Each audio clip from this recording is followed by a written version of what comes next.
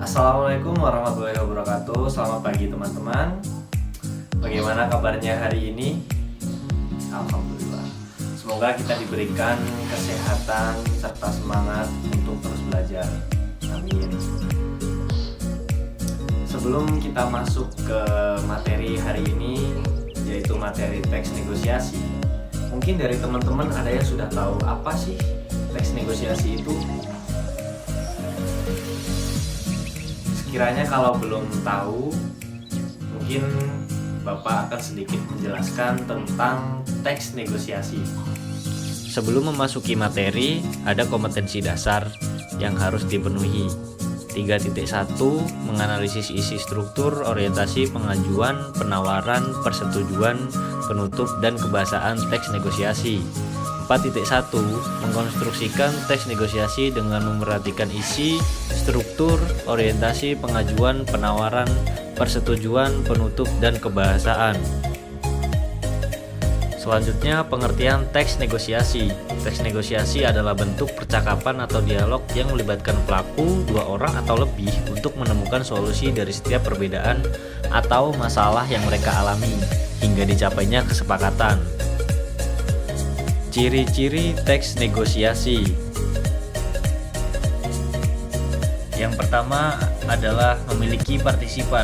Biasanya negosiasi dilakukan dengan dua pihak, sehingga negosiasi hanya dapat dilakukan jika melibatkan dua orang atau lebih. Dari sini kita bisa simpulkan, ciri yang pertama adalah memiliki partisipan, kayak contoh tawar-menawar di pasar tadi. Berarti, partisipan yang terlibat adalah pedagang dan pembeli. Yang kedua adalah mencari jalan tengah atas permasalahan. Negosiasi muncul karena adanya permasalahan atau perselisihan, tapi bukan berarti permasalahan ini mengarah ke hal negatif seperti pertengkaran ya. Justru membuat kesepakatan melalui negosiasi, tandanya ada keinginan mencari solusi bersama. Misalnya kita lihat contoh tentang tawar-menawar di pasar.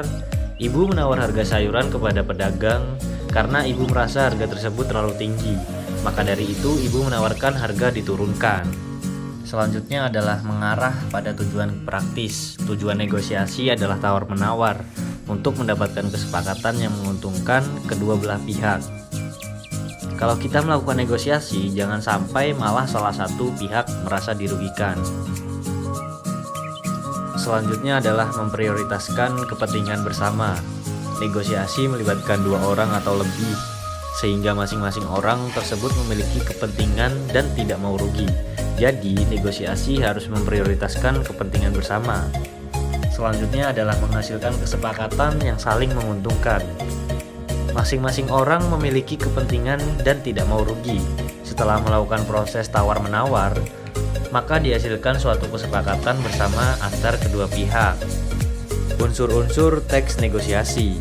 Yang pertama ada partisipan, kedua perbedaan kepentingan antara dua belah pihak, ketiga terjadinya pengajuan dan penawaran, keempat menghasilkan persetujuan atau kesepakatan. Selanjutnya ada struktur teks negosiasi. Yang pertama ada orientasi, permintaan, penawaran, pemenuhan, persetujuan, dan terakhir penutup. Yang pertama ada orientasi. Orientasi merupakan struktur yang berada di awal kalimat. Sebagai pembuka, bisa berupa salam atau sapaan untuk memulai proses negosiasi. Kedua, permintaan. Permintaan di sini merupakan hal yang akan dirundingkan atau dibutuhkan. Misalnya, ibu ingin membeli sayur. Di sini kita bisa menyampaikan apa yang menjadi kebutuhan kita. Yang ketiga, pemenuhan. Pemenuhan merupakan kesanggupan dari satu pihak atas pihak lainnya. Misalnya pedagang memiliki sayur yang dibutuhkan oleh ibu. Gampangnya, hal yang kita butuhkan dapat disediakan oleh pihak terkait, tapi belum ada penawaran di tahap ini. Yang keempat, penawaran. Penawaran terjadi ketika dibutuhkan proses perundingan atau tawar-menawar. Ini merupakan bagian inti dari negosiasi. Misalnya, ibu tidak setuju dengan harga sayur yang ditawarkan oleh penjual, maka ibu meminta supaya harga diturunkan atau ada bonus lainnya. Yang kelima, persetujuan. Setelah melewati proses tawar-menawar, maka diperoleh kesepakatan antara kedua belah pihak.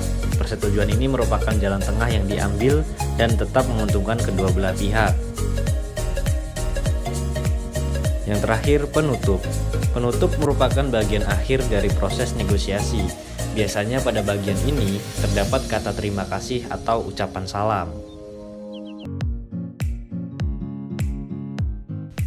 Selanjutnya, langkah-langkah membuat teks negosiasi. Yang pertama ada persiapan. Pada tahapan ini, kita menyiapkan tema negosiasi dan apa yang ingin dibahas bersama. Kita bisa memikirkan setting tempat negosiasi berlangsung. Yang kedua, menentukan pihak. Setelah mengetahui tema bahasan negosiasi, kita cari pihak-pihak yang saling berkaitan untuk diajak negosiasi. Misalnya akan membahas tentang kontrak kerja. Berarti pihak yang berkaitan adalah HRD dan calon pekerja. Ketiga, topik yang akan dinegosiasikan. Membahas topik apa yang perlu dinegosiasikan mengenai barang atau jasa, waktu, dan tempatnya. Misalnya mengenai kontrak kerja, maka topik yang akan dibahas adalah mengenai gaji, lama, kontrak, dan tempat. Selanjutnya menyiapkan argumen. Di tahapan ini, masing-masing pihak mengutarakan apa yang diinginkannya secara bijaksana. Tidak ada perdebatan yang menyebabkan perkelahian, misalnya mengenai berapa gaji yang akan ditawarkan perusahaan dan berapa juga gaji yang diinginkan oleh calon pekerja. Selanjutnya, merancang kegiatan tawar-menawar dan penyelesaian masalah. Buat rancangan mengenai tawar-menawar antar kedua belah pihak, lakukan dengan bijaksana untuk mendapatkan kesepakatan bersama. Selanjutnya, menentukan penutup. Penutup penting untuk dilakukan, seperti mengucapkan salam atau terima kasih agar proses negosiasi berjalan lebih formal. Bisa dibuat kesepakatan tertulis mengenai hasil negosiasi tersebut. Yang terakhir, menulis teks negosiasi berdasarkan struktur. Selanjutnya, buatlah teks negosiasinya berdasarkan struktur teks negosiasi yang telah dibahas pada poin sebelumnya. Jangan lupa untuk mengembangkan kerangkanya dan gunakan kaidah kebahasaan yang baik dan benar agar teks tersebut bisa lebih mudah dibaca dan dipahami oleh pembaca. Contoh teks negosiasi berdasarkan pengelompokannya.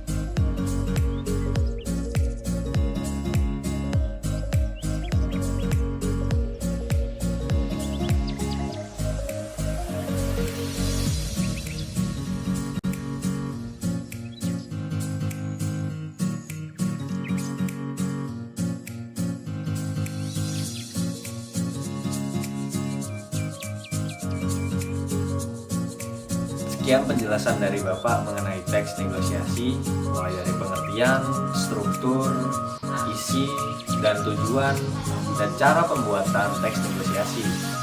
Bapak harap teman-teman dapat mencermati dan memahami dengan baik. Selanjutnya Bapak ada tugas buat kalian mengenai teks negosiasi. Buatlah teks negosiasi dengan memperhatikan struktur dan substansi isi yang membentuk teks negosiasi, dan berikan contohnya dengan tema yang bebas. Sekiranya ada yang kurang atau tidak dipahami oleh teman-teman, bisa teman-teman sampaikan melalui grup WhatsApp kelas. Sekian, Assalamualaikum warahmatullahi wabarakatuh.